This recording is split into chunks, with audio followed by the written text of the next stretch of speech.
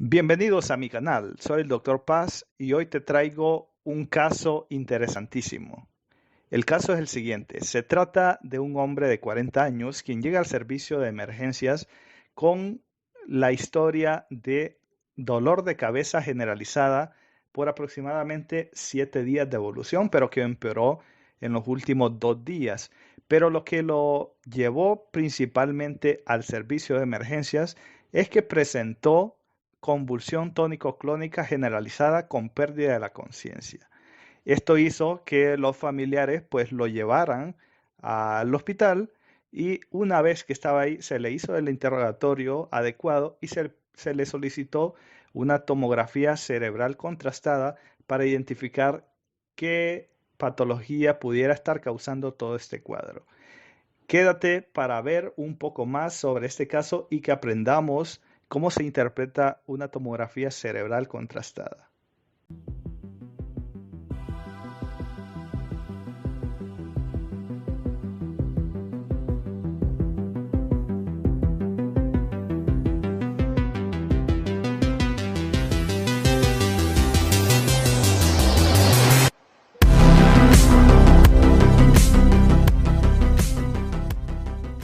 Comenzaremos viendo la fase simple. La fase simple la vamos a empezar a analizar desde la base del cráneo hasta la convexidad. Como pueden ver aquí estamos a nivel del cuello, donde vemos aquí la epiglotis. Esta es la vía aérea y vemos múltiples estructuras del cuello. Si vamos subiendo un poco más, vamos a ver estructuras vasculares. Vamos a ver este montón de pelotitas que vemos acá. Estos prácticamente son ganglios cervicales que no tienen mayor alteración. Si vamos subiendo un poco más, nos vamos a encontrar con las glándulas. Si subimos, ya empezamos a ver estructuras como estas que son los senos paranasales, en este caso senos paranasales maxilares. Vemos aquí las fosas nasales y vemos también la rinofaringe, el tabique nasal que está central.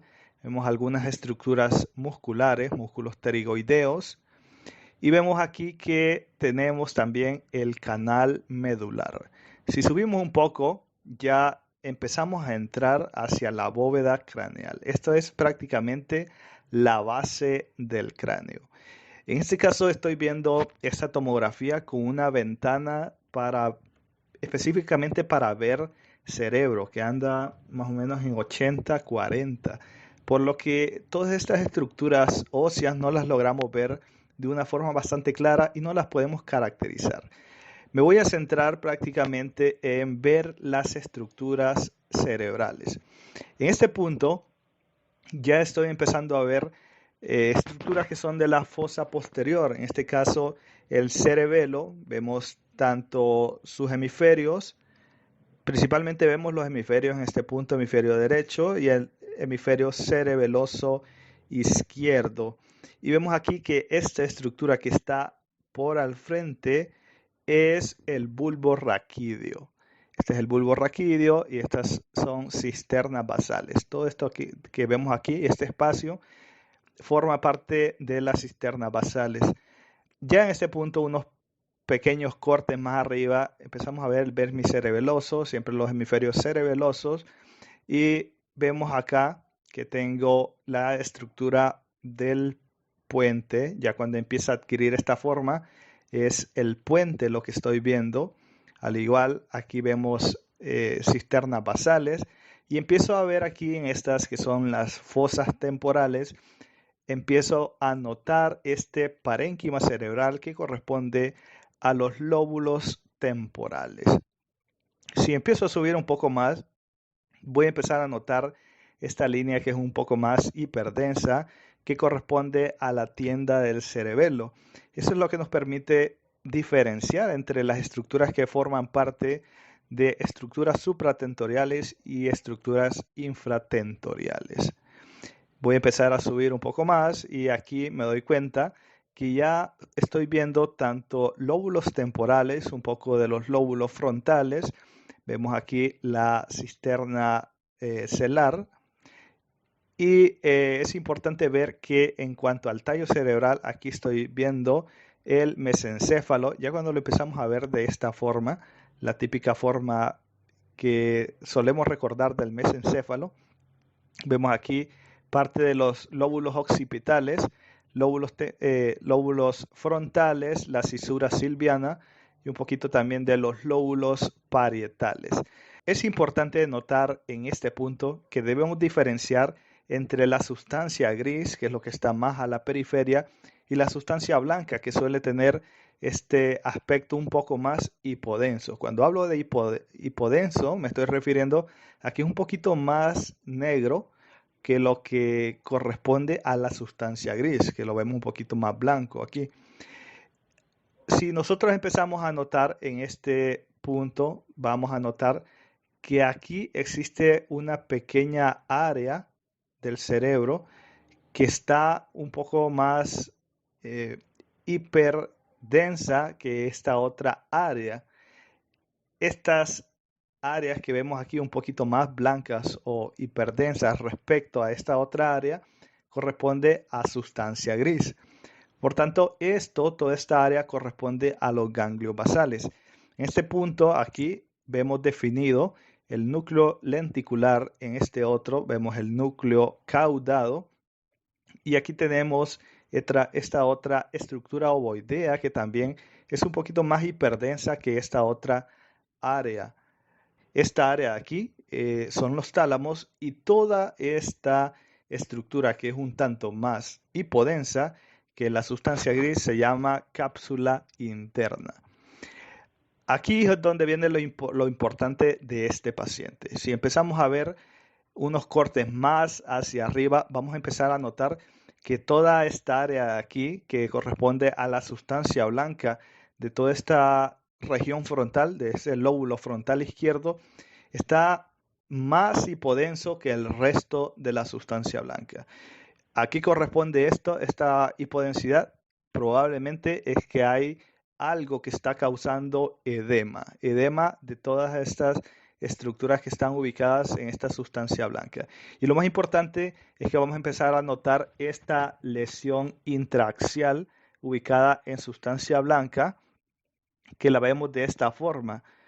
Tiene una forma ovoidea, un tanto alargada hacia la convexidad y está muy vinculada con toda esta área de edema perilesional. Es tanto el edema que está causando que si ustedes se fijan aquí, si yo trato de seguir esta línea media, este edema está causando compresión de esta asta anterior izquierda del ventrículo lateral. Por tanto, está también desviando un poquito la línea media hacia el lado contralateral, causando hasta cierto punto un grado de herniación, subfalcina se llama. Esto es sumamente importante porque cuando nos encontramos con un hallazgo de este tipo, es importante hacer varias cosas. Número uno, primero, pues contrastar el estudio y así poder categorizar si nuestro paciente está cursando con determinada patología. Es importantísimo tomar en cuenta la historia clínica que tiene. ¿Por qué? Porque si nosotros tomamos en cuenta la historia clínica, allí es donde vamos a poder categorizar si el paciente está cursando con un cuadro infeccioso o es un cuadro de larga data, como por ejemplo el desarrollo de una neoplasia, el desarrollo de un tumor cerebral.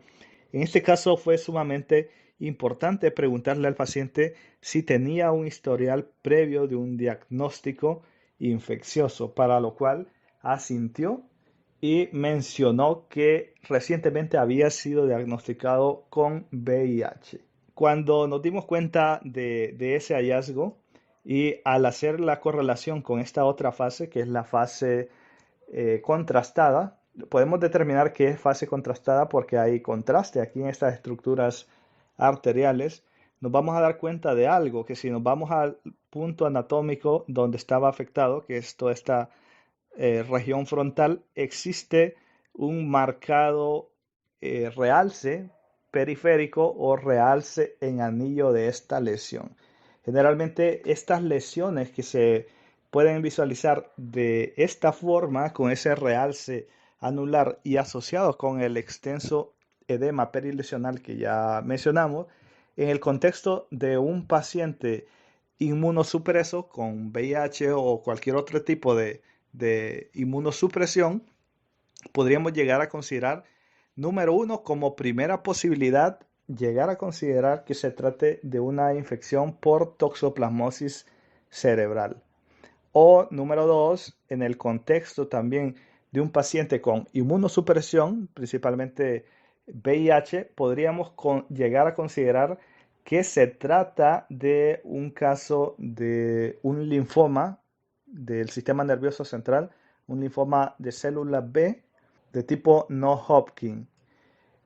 Es sumamente importante entonces que tomemos en cuenta todos esos aspectos y que al paciente, a este, le podríamos llegar a pedir que se le correlacione con una resonancia magnética, haciendo énfasis que se podría llegar a hacer una espectroscopía para poder hacer esa caracterización de toda esta lesión. Si lo pueden ver aquí, aquí tengo una reconstrucción multiplanar, en este caso una reconstrucción coronal, y vemos cómo se extiende esa lesión, una lesión ovoidea alargada en este sentido, con el importante realce periférico en anillo.